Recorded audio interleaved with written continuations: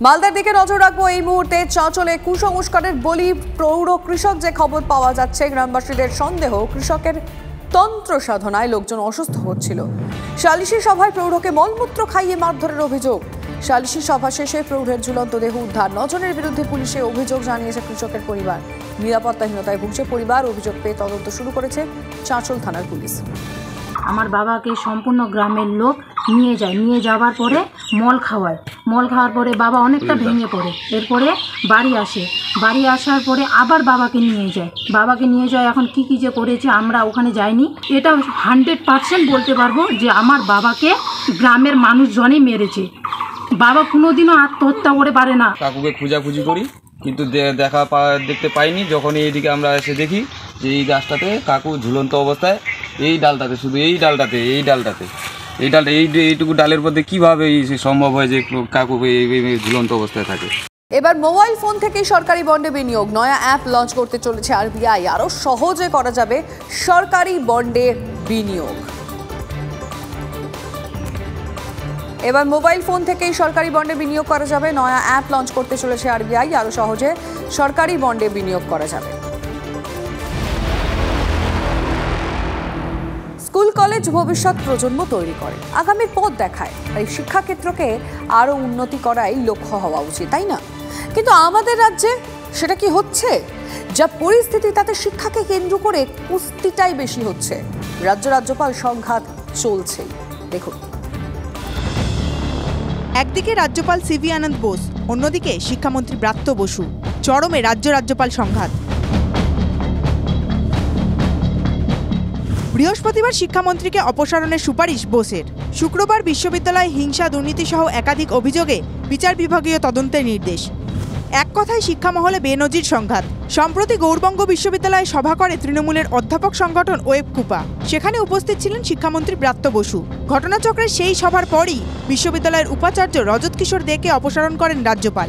পাল্টা তাকেই কাজ চালিয়ে যাওয়ার নির্দেশ দেয় শিক্ষা দপ্তর।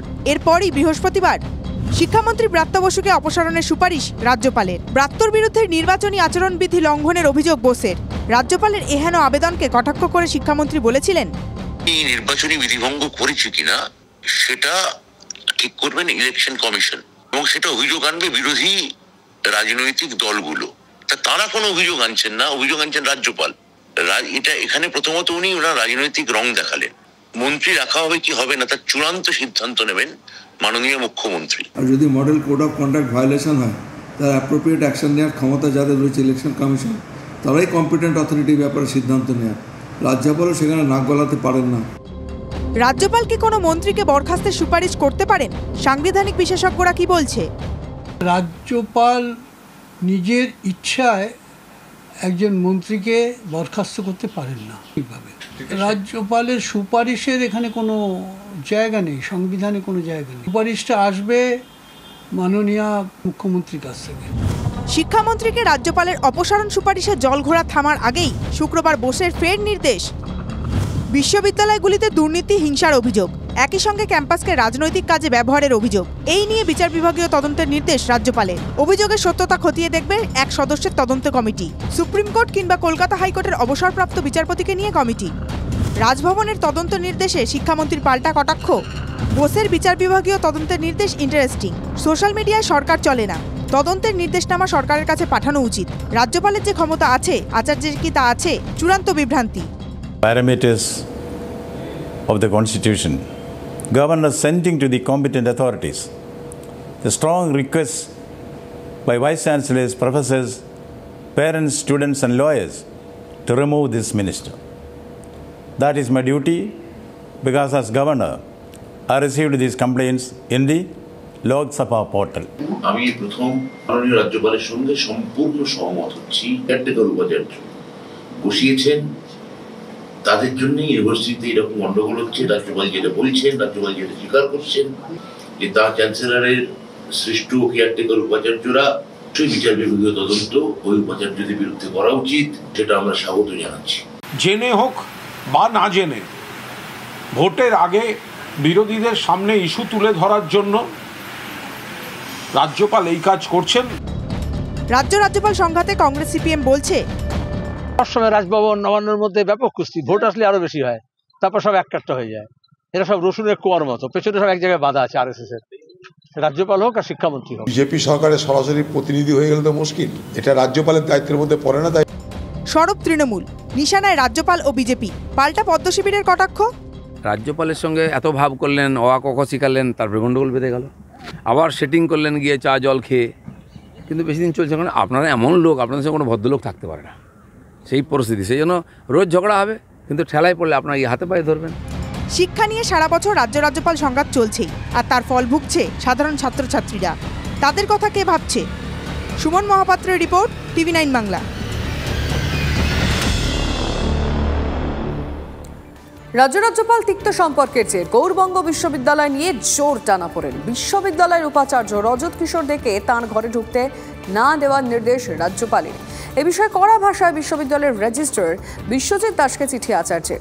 বিষয়টি রাজ্য সরকার ও ঊর্ধ্বতন কর্তৃপক্ষকে জানাবেন, মন্তব্য রেজিস্ট্রারের।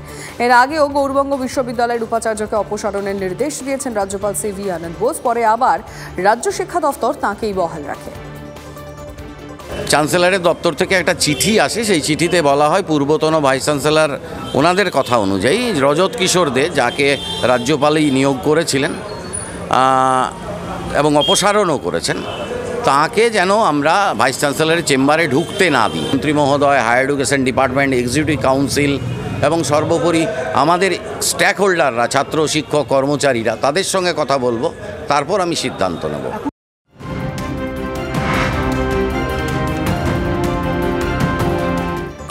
বারাসাতের বিজেপি প্রার্থী স্বপন মজুমদারের বিরুদ্ধে পুলিশের অভিযোগ। মুখ্যমন্ত্রীর বিরুদ্ধে কুকথার অভিযোগে বারাসাত থানায় অভিযোগ জানানো হয়েছে। বিজেপি প্রার্থীর বিরুদ্ধে অভিযোগ জানান এক কলেজ পড়ুয়া। নিয়োগ দুর্নীতিতে তার একের পর এক রায়, চাকরি যায় অযোগ্যদের। আর সেই ইস্যুকে এবার হাতিয়ার করলেন মমতা বন্দ্যোপাধ্যায়। নাম না করে প্রাক্তন বিচারপতি তথা বিজেপি প্রার্থী অভিজিৎ গঙ্গোপাধ্যায়কে তীব্র আক্রমণ করলেন। পাল্টে অভিজিৎ গঙ্গোপাধ্যায়ের জবাব, যারা অযোগ্য তাদেরই চাকরি গেছে, আর চাকরি বিক্রি করেছে তৃণমূল। মেয়াদ শেষ হওয়ার আগেই কলকাতা হাইকোর্টের বিচারপতি পদ থেকে ইস্তফা দিয়েছিলেন। পদত্যাগের প্রায় পরপরই বিজেপিতে যোগদান এবং তার কয়েকদিনের মধ্যে তমলুকের বিজেপির প্রার্থী হওয়া। গেরুয়া শিবিরের প্রার্থী হওয়ার পর থেকে অভিজিৎ গঙ্গোপাধ্যায়কে নাগাড়ে আক্রমণ করে চলেছে তৃণমূল কংগ্রেস। ব্রিগেডের সভা থেকে তাকে নিশানা করেছিলেন দলনেত্রী মমতা বন্দ্যোপাধ্যায়। কোচবিহারের সভা থেকে নাম না করে প্রাক্তন বিচারপতিকে আক্রমণ করলেন বাংলার মুখ্যমন্ত্রী। আপনি বিচার দিয়ে ছেলে মেয়েদের চাকরি খেয়ে নিয়েছেন অনেক ছাত্রছাত্রী, আজকে জনগণ বিচার দিয়ে আপনার চাকরি খাবে, এটা মাথায় রাখবেন। এটা জনগণের আদালত। উনি সব জেনে শুনে অসত্য কথা বলছেন এবং চাকরি যাদের করাই উচিত না অথচ তারা চাকরি দিয়েছিলেন, আমি শুধুমাত্র তাদেরই চাকরির টার্মিনেট করেছিলাম। নিয়োগ দুর্নীতি মামলায় অভিজিৎ গঙ্গোপাধ্যায়ের একের পর এক রায়ে তোলপাড় পড়ে যায়। বিচারপতি থাকাকালীন তার নির্দেশে অনেক অযোগ্যর চাকরি যায়। সেই সময় চাকরি প্রার্থীদের একাংশের কাছে তিনি ছিলেন ভগবানের মতো। বিচারপতি থাকাকালীন তার কিছু নির্দেশ নিয়ে প্রশ্ন তুলেছিলেন তৃণমূলের কুণাল ঘোষ। এবার রাজনীতির ময়দানে থাকা বিজেপি প্রার্থীর উদ্দেশ্যে সুর আরো চড়িয়ে চ্যালেঞ্জ ছুড়লেন মমতা বন্দ্যোপাধ্যায়। দেখলেন না একজন বিচারপতি চেয়ারে বসে কি বললেন, এবং তারপরে তৃণমূল কংগ্রেসকে গালাগালি দিয়ে বেড়াচ্ছে। আমি ওনার বিরুদ্ধে ছাত্র নেতাকে প্রার্থী করেছি, দেবাংশুকে। দেবাংশু ছুটিয়ে বেড়া। মুখ্যমন্ত্রীকে অবশ্য অভিজিৎ গঙ্গোপাধ্যায় মনে করিয়ে দিচ্ছেন যারা অযোগ্য তাদের চাকরি গিয়েছে।